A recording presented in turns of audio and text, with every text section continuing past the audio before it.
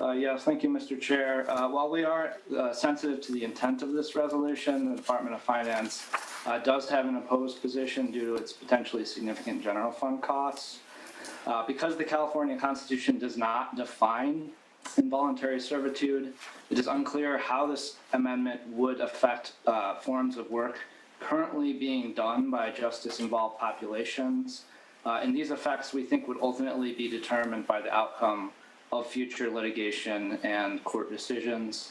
As such, the fiscal effects of this measure on state and local governments are subject to a high degree of uncertainty.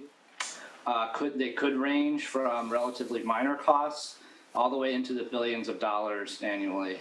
The largest potential impact is to the Department of Corrections and Rehabilitation, which currently employs around 65,000 incarcerated persons to support essential prison operations, such as by providing cooking, cleaning, and laundry services. If the department were required to pay these workers minimum wage, which is one potential outcome in our view, the cost could be in the range of $1.5 billion annually. The measure could also result in substantial costs to local governments because counties similarly employ individuals in county jails for similar functions. In addition, under current sentencing law, judges can order individuals convicted of certain crimes to complete community service in lieu of incarceration. If the measure is interpreted to prohibit this practice, these individuals may instead be incarcerated at substantially higher costs. I also want to note that the Department of Justice is estimating that this amendment could result in increased litigation against the state and associated workload costs in the range of $560,000 in 22-23 and then $772,000 annually ongoing thereafter. And then finally, the Secretary of State estimates one-time printing costs likely between $546,000 and $728,000 to add this amendment to the statewide ballot. Thank you. All right, we've heard from Finance. Mr. Laird? I move ACA3. We have Mr. Wachowski has a question. Senator Kamlager, let's assume that the Department of Finance is right, and that this, to maintain the prison system and pay people a minimum wage, is going to cost $1.5 billion. And our Senate Office of Research says that if we paid the minimum wage, and everybody should understand that we're paying people 8 cents to 37 cents currently, right? And we get an extra buck if they work on the fire crew, so that's that. But we have many measures that talk about the circle of poverty, of people that are in the prison system and they come out, they face homelessness, they don't have money to buy food, they don't have money for, to do training or to do things. Isn't there a secondary benefit of, one, stopping the abhorrent involuntary servitude, right? But wouldn't this help people who are leaving the prison system to be better prepared, at least monetarily, or while they're in the prison system and making minimum wage, assist their family and people outside the prison system that they're still little kids. They still need assistance from whoever is incarcerated. Is that a fair analysis of the fiscal impact of this, what this constitutional amendment may have? Well, Senator Wachowski, I have to thank you for asking the question and bringing me back to reality, because my blood pressure just shot off the chain listening to Department of Finance. We could certainly have a moral discussion.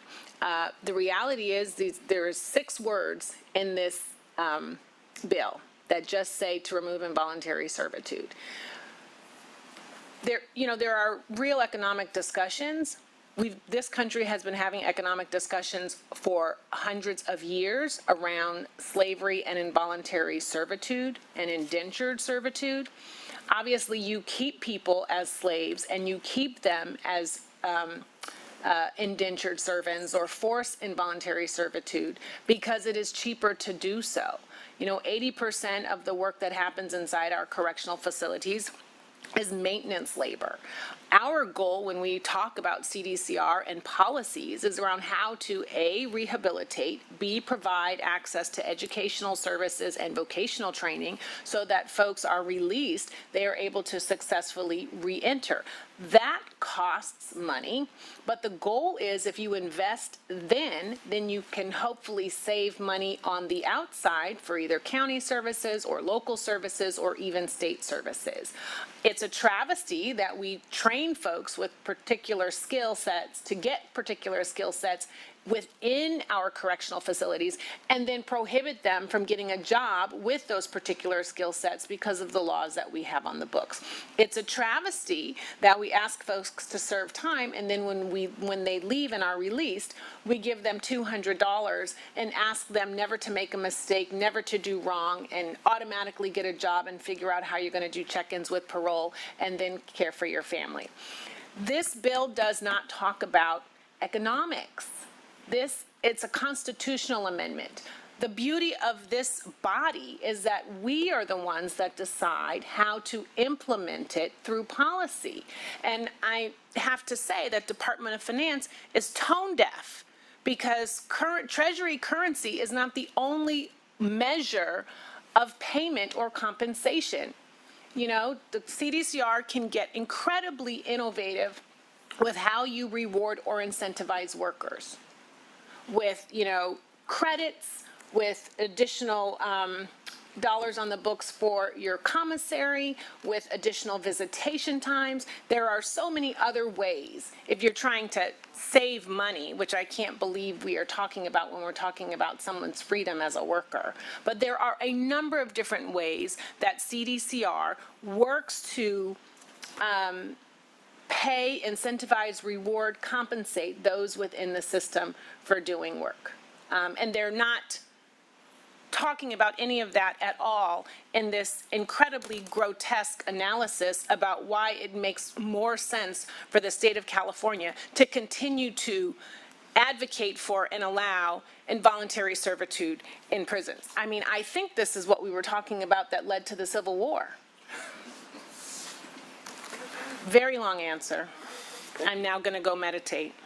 All right. You're asking for an aye vote at the end? I'm asking for an aye vote. That's your close? That is the close. And do we have a motion? Yes, I made a motion. Mr. Laird made a motion. We have a passionate close and a robust comment. And then might I also ask, I'm also just deeply insulted that of all the ones that we heard today, this is the only one where Department of Finance has a file. And this is the only one where Department of Finance says, hey, we could deal with litigation. This might not be unconstitutional. I mean, when we have a resolution on Juneteenth, Yeah, I'm, Duly noted. All right, Mr. Consultant. Where's that? ACA3, the motion is that the measure be adopted and re-referred to the Senate floor. Senator Portantino. Aye. Portantino, aye. Senator Bates. Senator Bradford. Bradford, aye. Senator Jones. Senator Kamlager. aye. Kamlager, aye. Senator Laird. aye. Laird, aye. Senator Wachowski. Aye.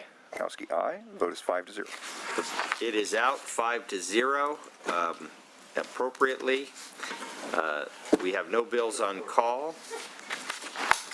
And this concluded our agenda today. Thank you all for being here, for participating in public testimony. If you were unable to testify via teleconference, please submit your comments or suggestions in writing to the Appropriations Committee or visit our website. We want to hear from you, so don't be shy. Thank you, everyone, for your patience and cooperation and passion. And we have concluded the agenda today, so this committee hearing is adjourned.